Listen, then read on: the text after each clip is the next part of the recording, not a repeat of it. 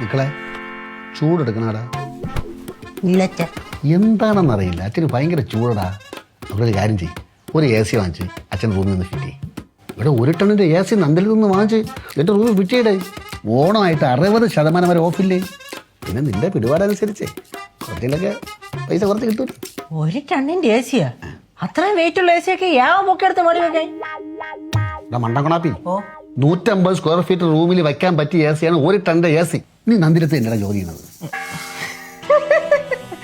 അയ്യോ അച്ഛാ, ഇതൊക്കെ എന്റെ ഓരോ കൊച്ചു കൊച്ചു തമാശകളല്ലേ.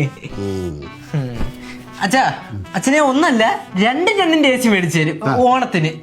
ഇനി മക്കളെ ആ കൊച്ചിനെ ഒരു ടാബ് കൂടെ വാങ്ങിച്ചു കൊടുക്കാം. മക്കളെ എവരെന്തു പറ്റി? അവനൊന്നും പറ്റിയില്ലല്ലോ, പറ്റാണ്ടിരിക്കണല്ലേ ഉള്ളൂ.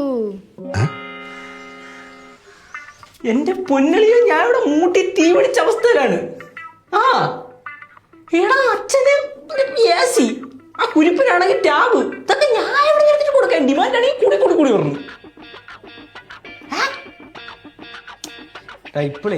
ഇപ്പൊ എല്ലാവർക്കും ചെറിയൊരു സംശയം ഉണ്ടോ എന്ന് എനിക്കൊരു സംശയം.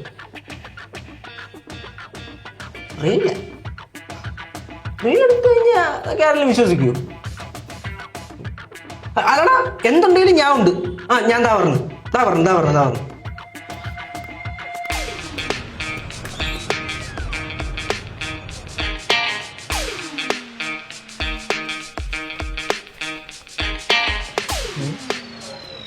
മാഡം ഒന്നും നോക്കണ്ട, മാഡത്തിന്റെ ലുക്കിന് ഇത് കറക്റ്റ് ആയിരിക്കും.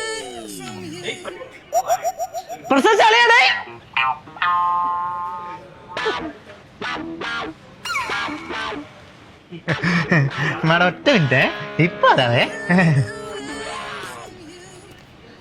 നിന്റെ ഷർട്ടുണ്ട്, മൈക്കുണ്ട്. പിന്നെ ഞങ്ങളുടെ പ്രശ്നേഷല്ല, പ്രനൂഷാണ്. പ്രനൂഷ് കുമാർ. ഓവറാക്കരുത് കേട്ടോ. ഞാനാ? എന്റെ പത്നാവോ